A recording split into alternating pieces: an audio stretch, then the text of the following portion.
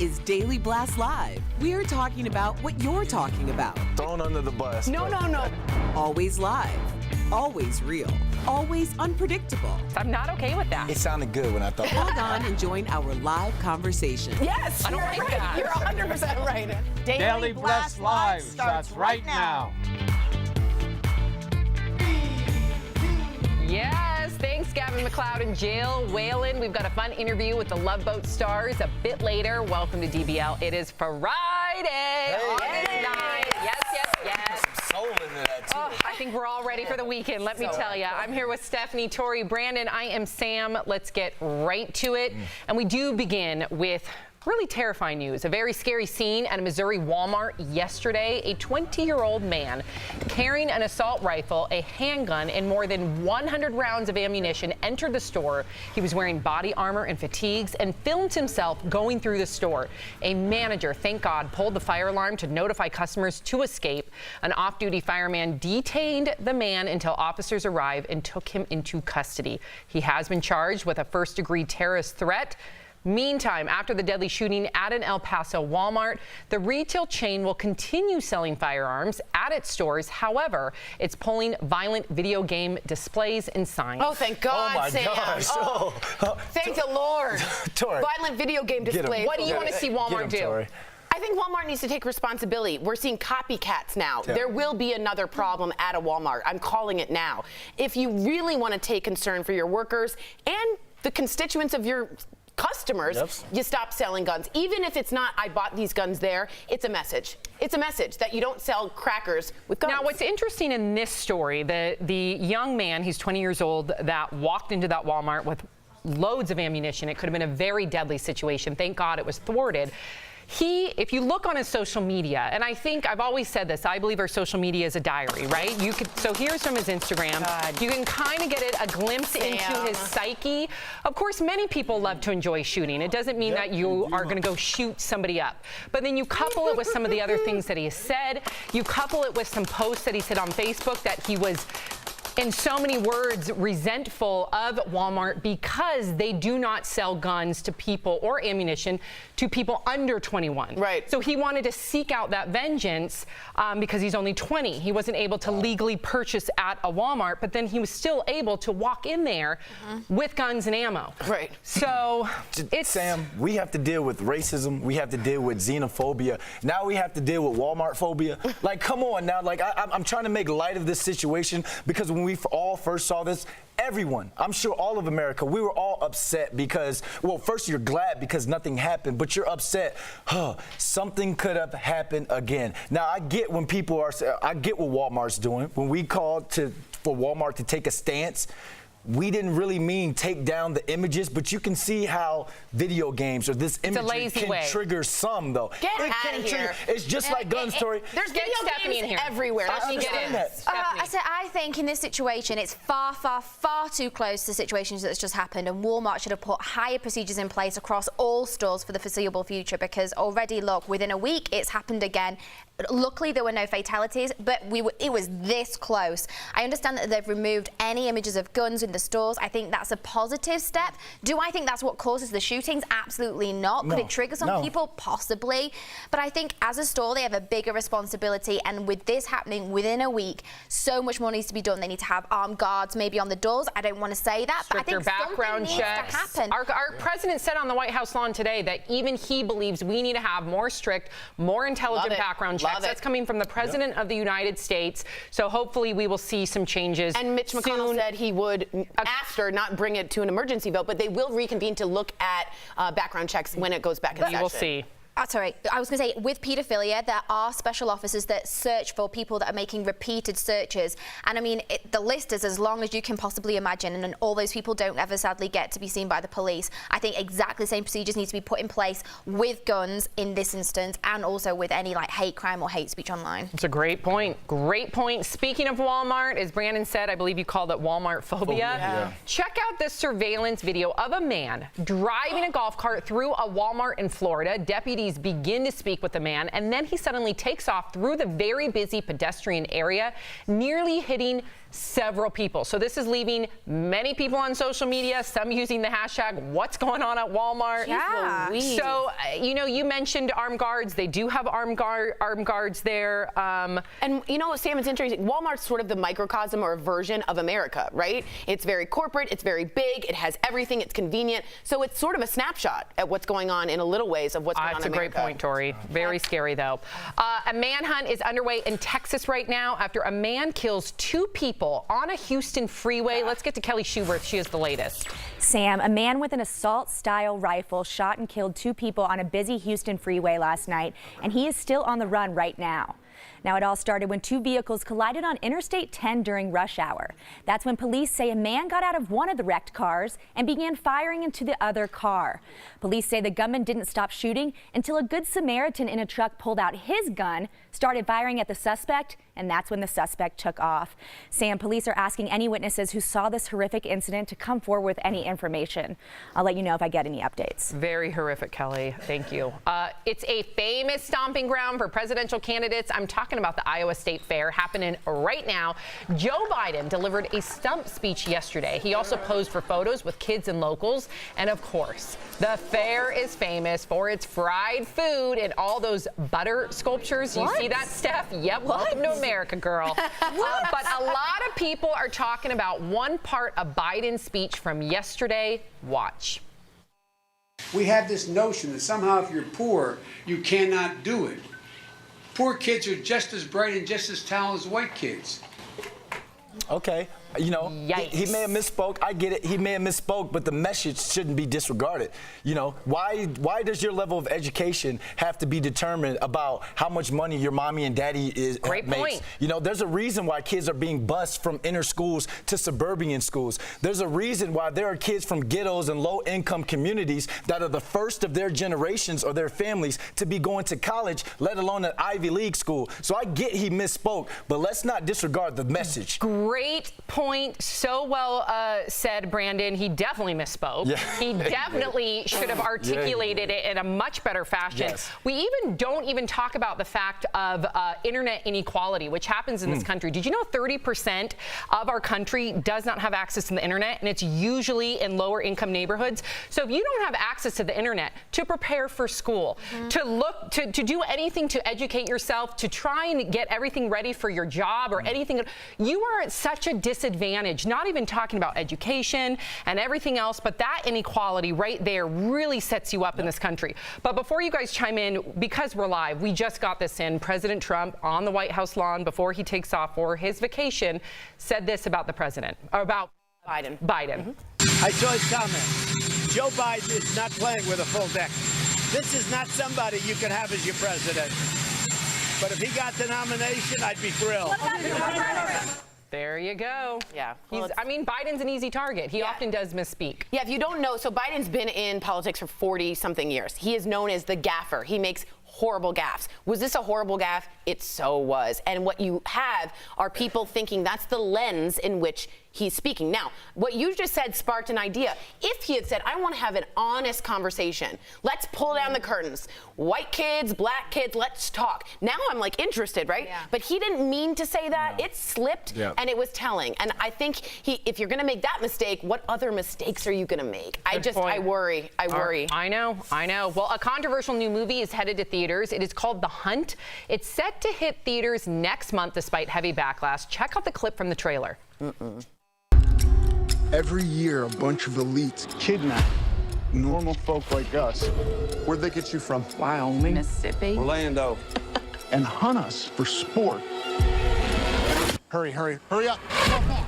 In light of the recent mass shootings, should a film about wealthy elites hunting people for sport be pulled from theaters? So that is the current backlash. Not only that, it's really pitting Republicans and Democrats against one another.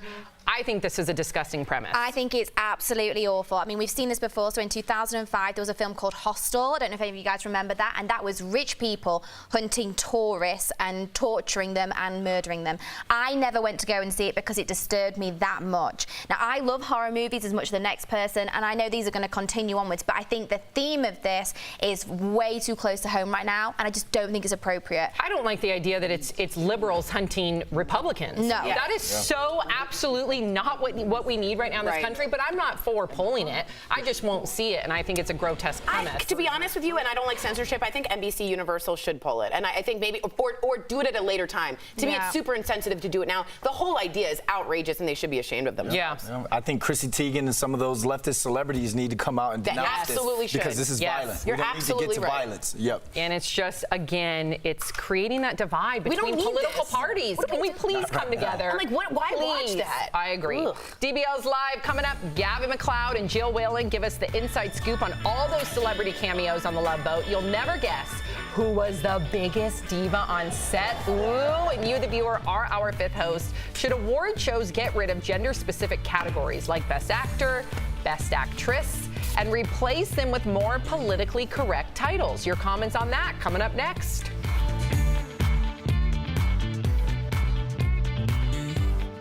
Hey there, DBL Nation. Kelly Schuberth here with the DBL Digital team. Happy Friday. We made it. You made it. We all made it together. Let us know what your weekend plans are. I'm actually catching up on Big Brother right now. I didn't get to watch it last night, so I'm catching up so I can be ready for our podcast. That will be posted later this afternoon on iTunes, Google Play, Spotify, Twitch, all the things.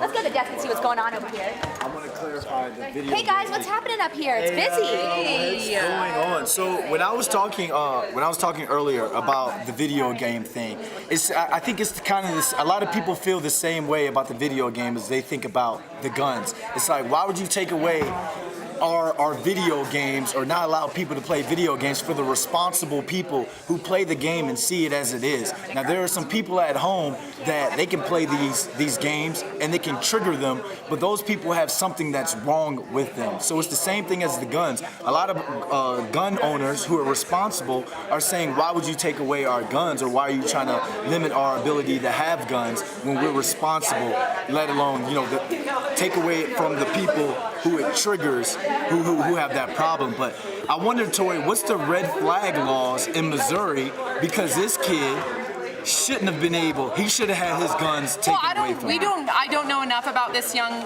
man. I don't know if he had some sort of mental health issues. He is an adult. His social media doesn't speak. Again, I think that we should, and I know Tori might feel different than me, I do think our social media is a glimpse into our psyche. It's an online diary. I think those should be policed more. But if you look at his social media, I know a lot of people that are firing guns. I grew up firing guns. Just because you see a video of him firing a gun, that doesn't make it. But then when you couple it with some of his other statements, with him having vengeance against Walmart. So what you just said and what you just said, put it together, that's what the problem with red flag laws is. It's up to a judge, right, to decide what line that is. So if I say, Stephanie, my friend Steph is really uncomfortable, and we go to a court, they have to prove with a reasonable person would think this is an imminent threat. How black and white is it when you say, I want to kill people? Or I want to, that's black and white to me. No sane person I know would ever write that. No sane person.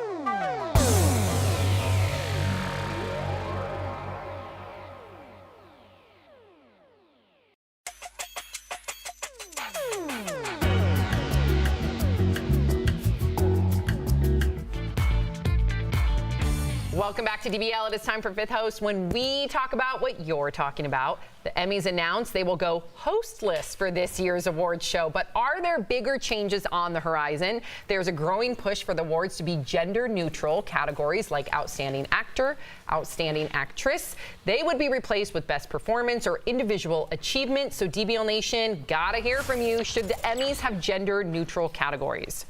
All right, let's get to these comments. Joanne says, can we just keep some stuff as a tradition? I like the separate awards. I look at it like this. How about we keep it best male, best female, because it's so hard to get nominated to begin with. So we take the best male who wins, the best female that wins, and then we see who's the best between those two. We vote on that. Oh, one just add a category. Competition, That's baby. cool. Leave it to the I athletes. like that. Yeah, good one. I don't like that at all. I do. I do. The final. Yeah, but then you guys are athletes. Remember that. We're artists. We're soft. But Tiffany says, I like the idea. It would make the best actor category much more competitive. I know that it would, but again, this is like an arts award. I think you should just keep it. I think more people get nominated that way. I don't think it's sexist in any way. Call me out if I'm wrong, but I don't see a problem with it as is. Billy on Facebook says they should just eliminate the award shows altogether. No one cares. Oh, Billy, don't be such a Grinch. You know what? I love things like this because I think life is too hard and too sad at the best of times, and it's nice for us to celebrate other people and their achievements. I agree with Brandon. I think this should be Best Actress, Best Actor, and then to make the Emmys more interesting, there's a live vote online, and then they celebrate the winner. I'm all about the live vote. That's just thrown. Amazing. But that's a reality show. It's not an award I like the live vote aspect. I'm sold. David says if they eliminate gender categories, only men will win. Then women will complain about not being treated equal. Listen, of course, that does sound like a very sexist statement, but when you look at the history of many of the, whether it be the Academy of Motion Pictures, whether it be the Emmys, they do have a history of looking at one specific demographic. When they nominate people, I think things are changing, but that's a I don't think that was meant to be your point, but I think there's a fair point in there without the sexist undertone, if that makes sense. But I'm with the live voting aspect. I like it. Thank you. Like it. No, that was Stephanie's idea. Don't. Okay. Made it about me again. I made it about me again. You did. Rachel says no. If the actor doesn't like being categorized, just don't accept the award. That could be. That could definitely work. But you want to make these things fun. Like, you want to take that aspect of it being gender neutral. I'm done. Okay. Carol says the Pulitzer and the Nobel are already doing this, but they cover important things. Hollywood is self-indulgent. Fragile people, less awards will equal more crying. That's very funny. I completely agree with you. I think for the Nobel Prize, it's a different story. For this, let it just be, because it's so important to get nominated for your It'll be shorter. Yes. The award shows will be shorter. I know, but I want the nominations. Yeah. Got it. Thank you for writing in. Well, new studies say Netflix could be hurting our health and our planet. Wow, Raquel, share the news. Well, Sam, you can lose hours of your day binge watching, but the Journal of the American Heart Association says it could also shorten your life. They say people who watch TV for more than 4 hours a day have a 50% greater risk of dying from heart disease. And several studies show couples are having less sex, and Netflix might be to blame. The planet also might be taking a hit too. The Shift Project reports streaming is using tons of our energy resources, producing 300 million tons of carbon dioxide a year. But Netflix says it's listening to the data and working on making binge watching a little more eco-friendly. Wow. That's interesting. I can't have anything, man. I love my binging. Yeah, but everything there, you got to do everything in moderation. I feel like it's unfair pigeonholing Netflix. I think there's Hulu, there's other TV. I think, Because I burn calories when I Netflix and chill. How? When I Netflix and chill, I burn calories. I can't with you. What are you talking about? Ew. No. It's good for your heart. I can't. Gets the heart rate going. Okay. Ew. We could take that in many directions. Don't take it there, Coming up, Sam. I want my job. I want my job. You took it there. You went We all got your innuendo, bro. Coming up on DBL, can you believe Gavin McLeod almost didn't take his iconic role in The Love Boat? He tells our own Tori Shulman why right after this.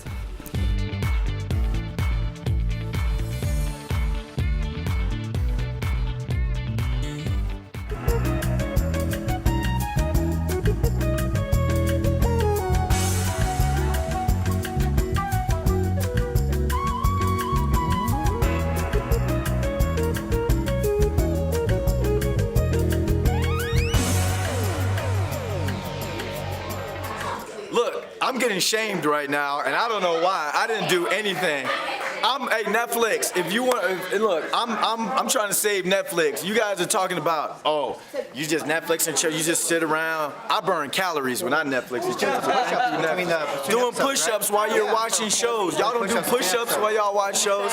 So let's go around the room. Let's go around the room. Because y'all are trying to take away our joys. Netflix, it's cool, right? Netflix is cool, right? Yeah. So, when you binge watch, what do you guys do when you binge watch? Do you just lay there all day? Do you get up, make a sandwich? How do you burn calories? The only way I would burn calories is by making food and then eating it. Okay, bam, burning calories. Yeah, I like to do things while I watch it too. Like a treadmill even, or something to just kind of... Wait, you watch Netflix while on the treadmill? Yeah, it's on the treadmill. You can focus? Yeah, I love it. I love like walking. Are you on an incline on the treadmill? Usually not though, usually not an incline, I don't think I could Netflix and treadmill. But I'm gonna try that. That's gonna be a new hashtag, Netflix and treadmill.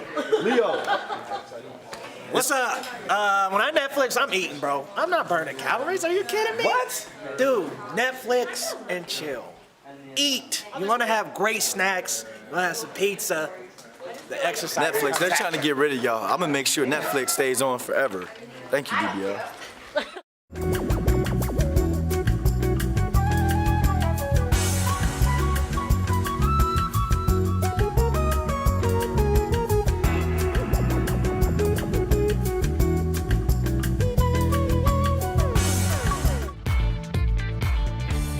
Welcome back to DBL. Can you believe the Love Boat first set sail in 1976? The beloved show featured romance, drama, and oh, so many celebrity cameos. Well, I sat down with Gavin MacLeod and Jill Whalen. You know them as Captain Stubing and Vicky, and they're heading out back to sea 40 years later for an amazingly special reason. Check it out.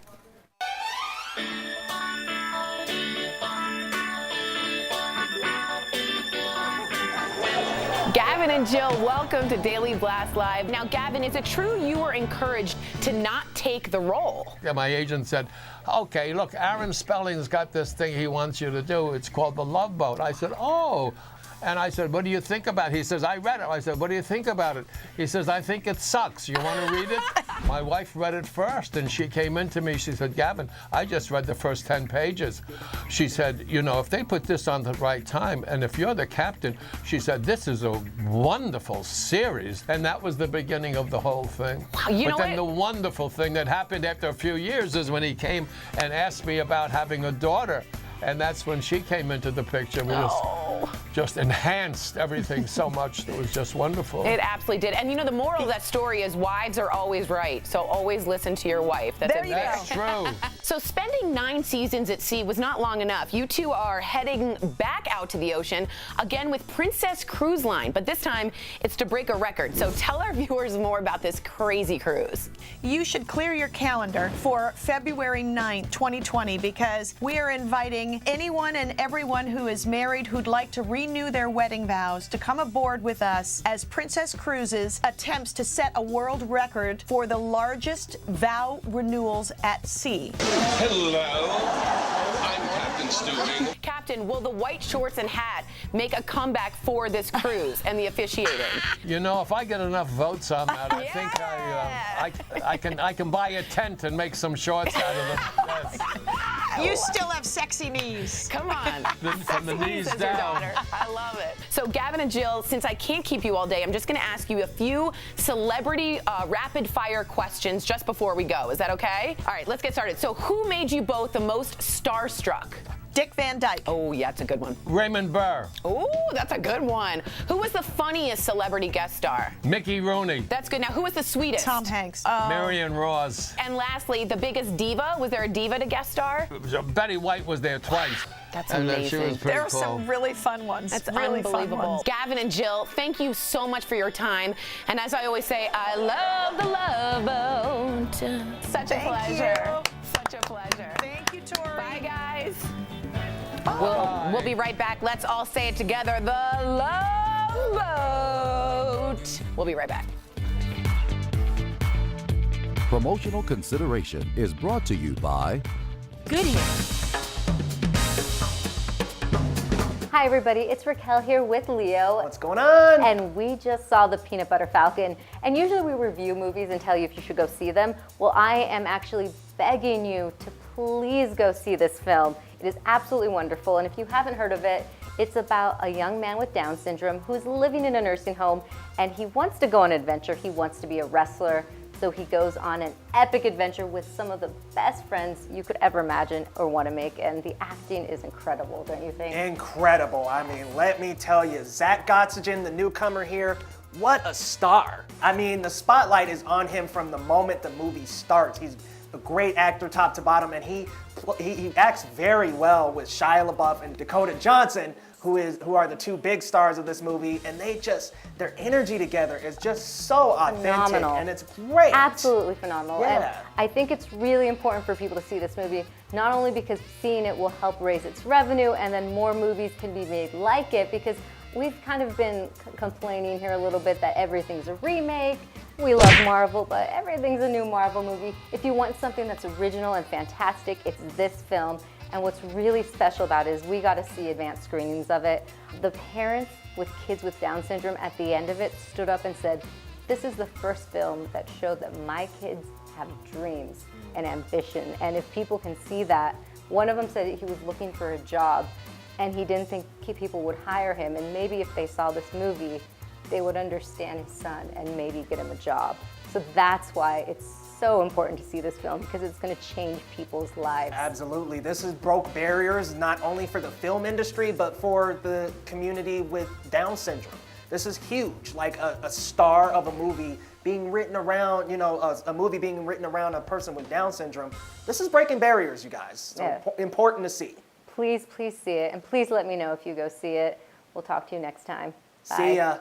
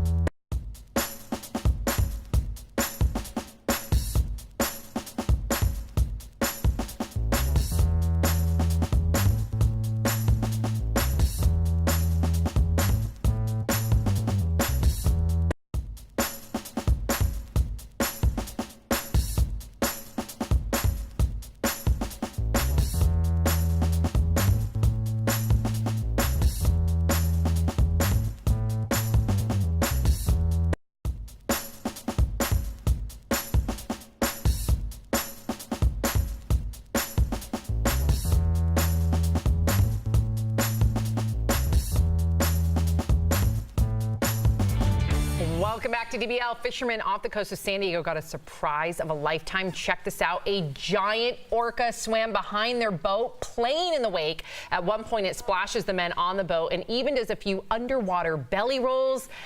And I know orca are cool, they're beautiful, but man, they can be dangerous and scary. So poor Tori has to hide. They are absolutely, they are very dangerous. The fishermen were right not to touch it, although there's been less than 10 people that have ever been attacked or died by an orca. Do not be scared. Thank you for that. Yay, I believe in you. That's important. Bye, guys. I love that you said orca, not kill a whale. Oh, I'm still on.